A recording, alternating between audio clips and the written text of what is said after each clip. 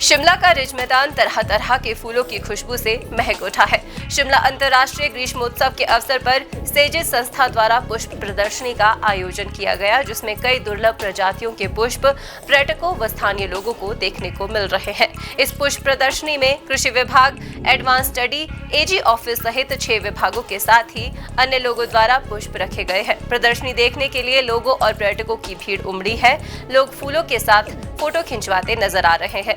प्रदर्शनी में बिक्री के लिए भी फूल रखे गए हैं, जहां कम दामों पर फूल बेचे जा रहे हैं।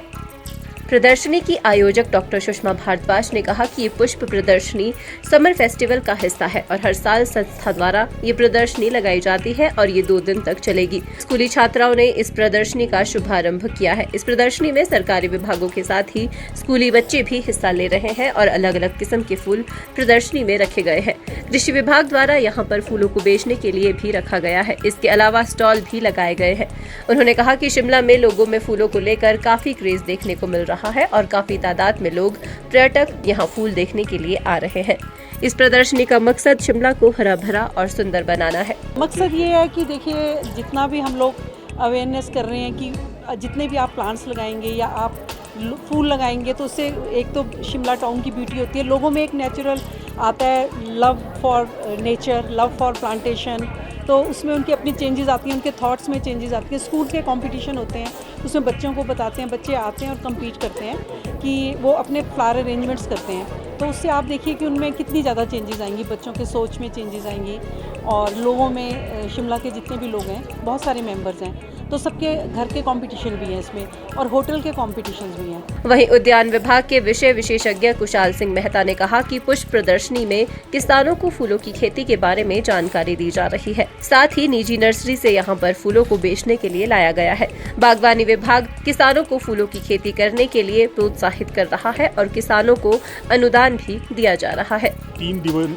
के लिए यहाँ पे जो फ्लावर शो है, इसमें हम किसानों को आधुनिकता की दौड़ में और बदलते परिवेश में, क्लाइमेट चेंज में किस तरह से फूलों का महत्व है, उस पे एग्जीबिशन हमने लगाई है। वैसे पिछले 30 साल से बागवानी विभाग की एक अनूठी पहल है। आज हमें बड़ी खुशी होती है कि जो सैगी का बैनर है, इसके तले आज जो है हमारी कम से कम 3 नर्सरियाँ या प्राइवेट हिमाचल प्रदेश की है जो हमने जिनको अनुदान दिया है, वो भी आई है और डिफरेंट फूल लोग घरों में जो लगाते हैं, शौक़ पैदा हुआ है, वो एग्जिबिट कर रहे हैं। तो ये पहल बागवानी विभाग ने आज से 30 साल पहले से कर दी थी और जैसे पिछले 5 वर्षों से क्लाइमेट चेंज हो रहा है और कहीं ज़्यादा सूखा पड़ रहा है, कभी ज़्यादा बारिश हो रही है, कहीं पे ओला पड़ रहा है, तो उसमें डाइवर्सिफिकेशन पे जो फोकस है बागवानी विभाग का और हिमाचल सरकार का कि फूलों की खेती से आमदनी कैसे बढ़े।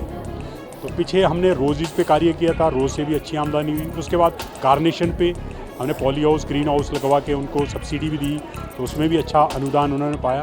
पर आज की जो हिंदुस्तान की सबसे उच्च गुणवत्ता और उच्च मूल्य वाली जो फसल है, वो है लिलियम।